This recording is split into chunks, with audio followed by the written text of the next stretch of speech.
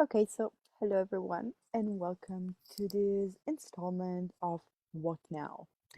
And this is one topic which is boredom that I purposely left for August. So you had all July for your kids to harass you with, I'm bored, I don't know what to do. And you could suffer. That's it. So, I was looking at the etymology of the word boredom, and it's quite interesting because it comes from Latin and it means to have something in hate or disgust, and it's something that is characterized with a uniform and even exponential state of disgust, boredom, hate. So it is an ancient concept that states time as a burden rather than a possibility. Which, I mean, I love how words frequently energetically get a nuance of something of energy. Um, and everywhere we bought into boredom as a reality rather than just one of the many options available. Can we destroy it? Agree that right and wrong, good and bad, put and puckle, nine shorts, boys, poets, and beyond. And so, usually for humanoid, meaning the creative in the word, boredom is the ultimate disaster. Because when you're not having fun, or when you're not engaged and interested and like on the top of your game, you start creating problems. So, one great question that you can add here is, what else can I add to my life now? What is now the time to start or somehow propagate, like institute and generate and create? And actually, um, let's just boost that apart. Everywhere we matched boredom with failure as a judgment of us. Like, I am not enough. I am not doing or being enough. My life sucks. I'm bored. Can you destroy and upgrade that? Right and wrong, good and bad, pot and pock, online shorts, boys, poets, and beyond.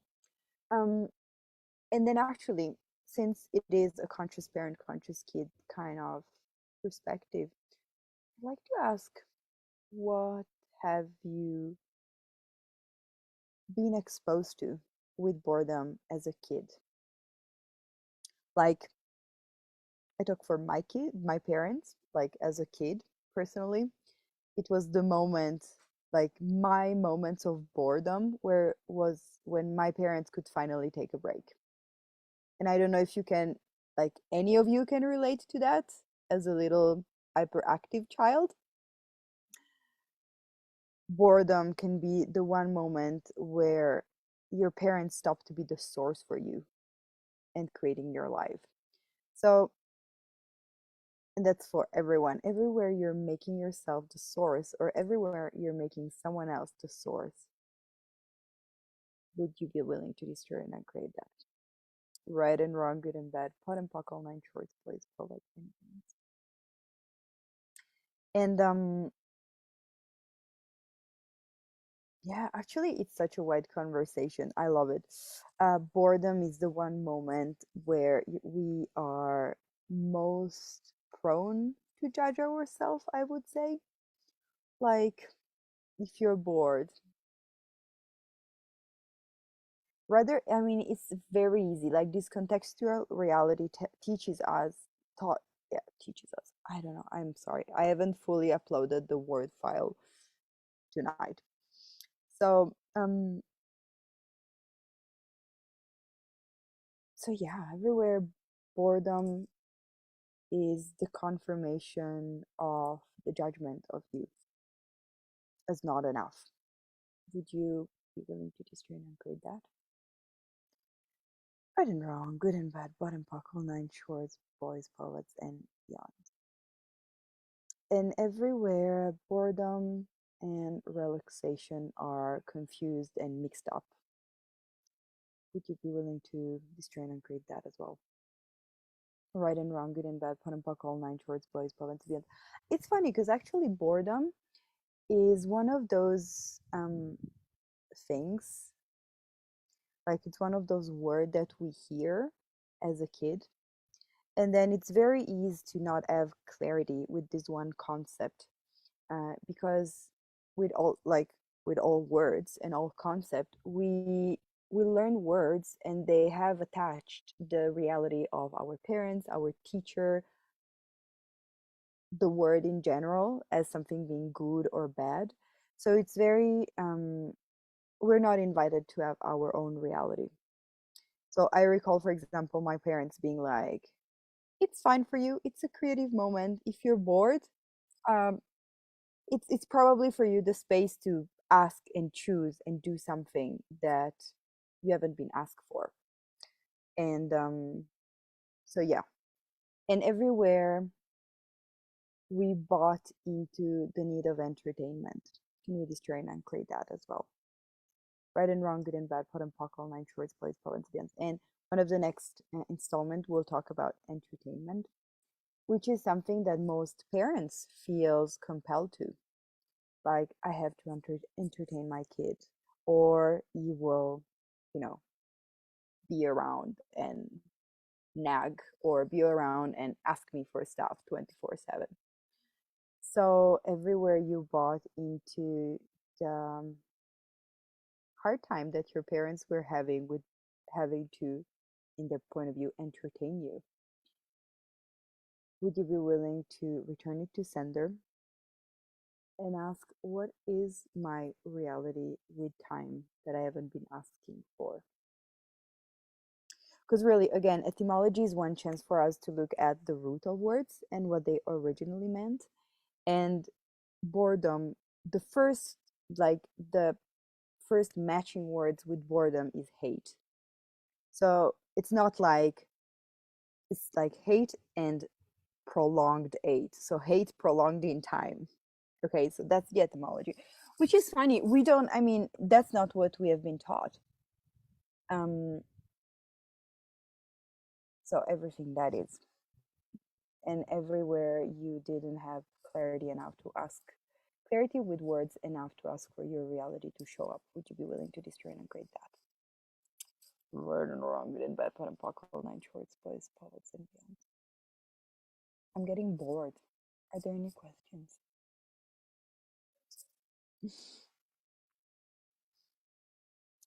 Well,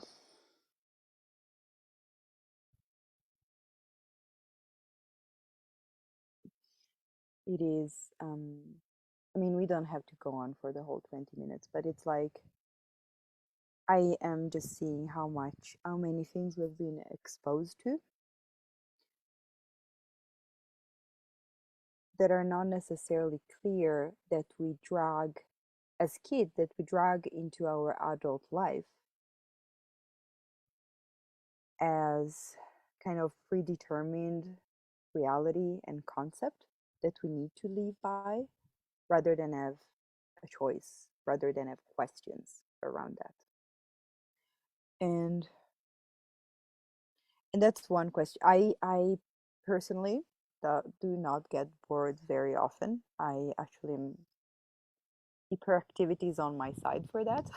So usually spare moment like of time that I hadn't been accounting for is usually like the perfect moment for me to create something that I have in the back of my mind.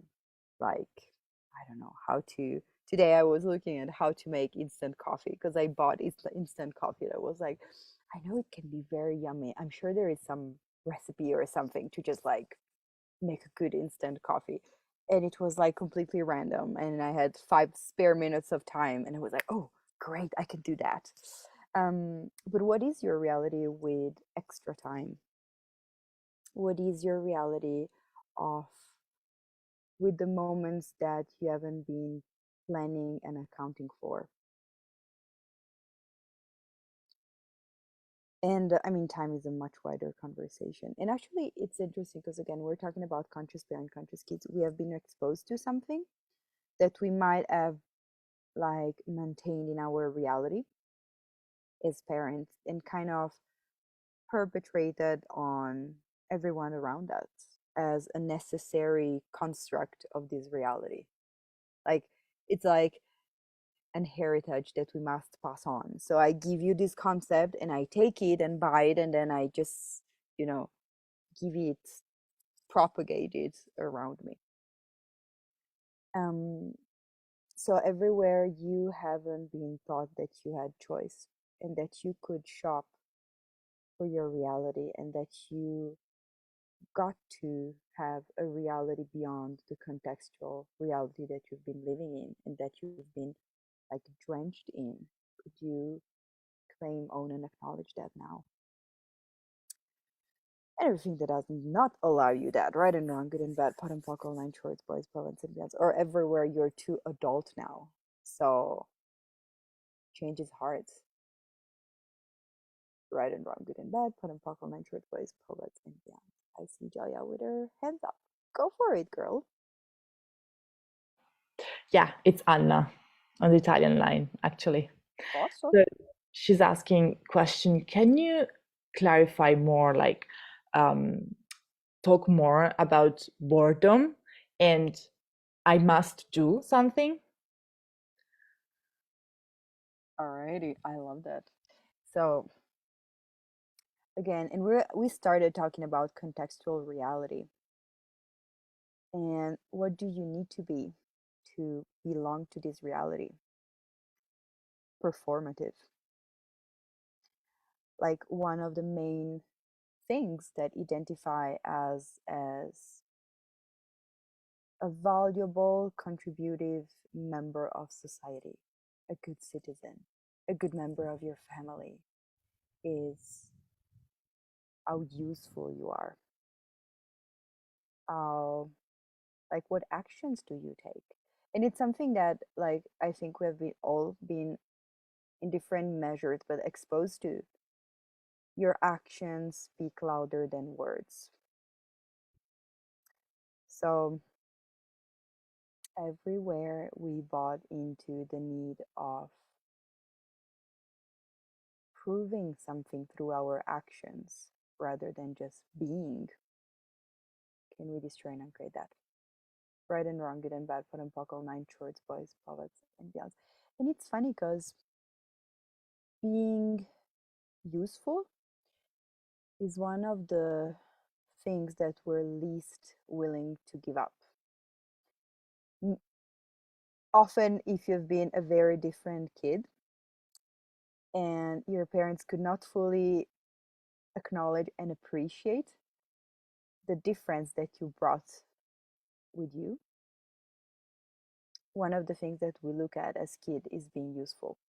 So rather than being acknowledged for who you be, is we kind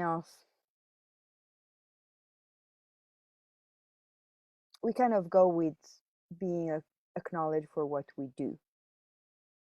So one question you can ask yourself as an adult, but as a kid as well, it would be awesome, is how unuseful can I allow myself to be with total ease?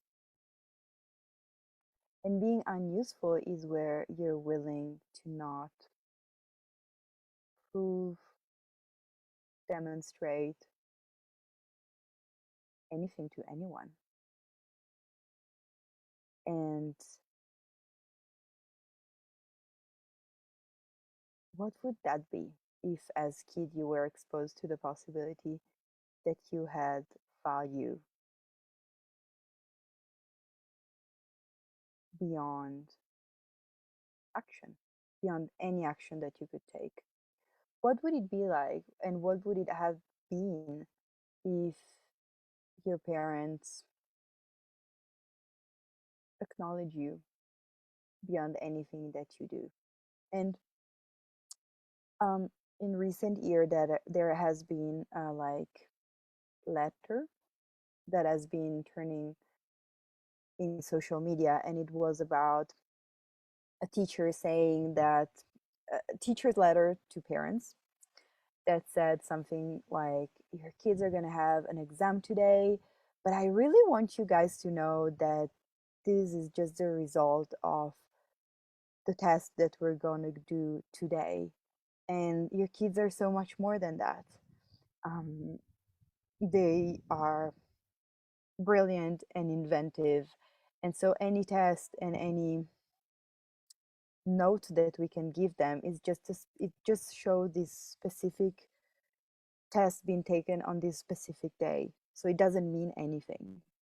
And I thought it was amazing because it was just beyond, it was like opening a conversation into acknowledgement and beyond validation.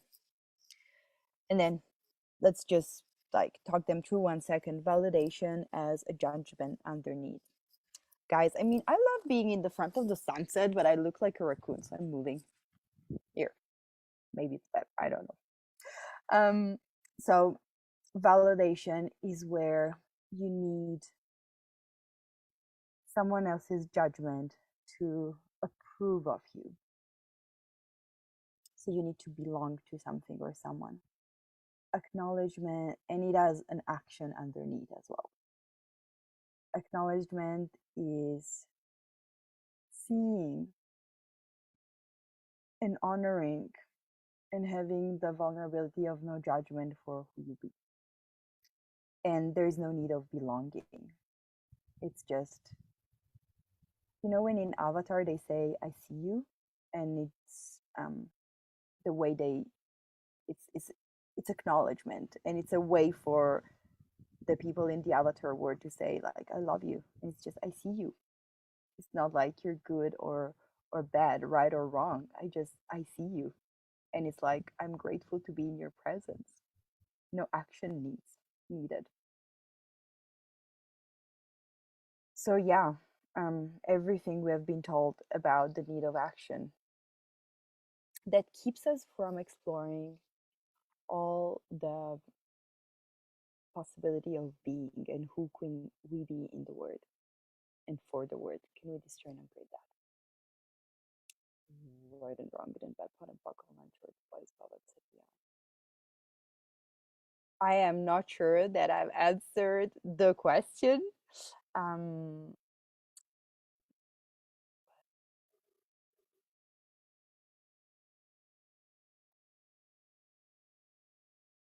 yeah, yes, good. So I mean, it's amazing. I didn't came up on I didn't came on any call with any agenda of what it was gonna be like, but um, today's topic is a great example of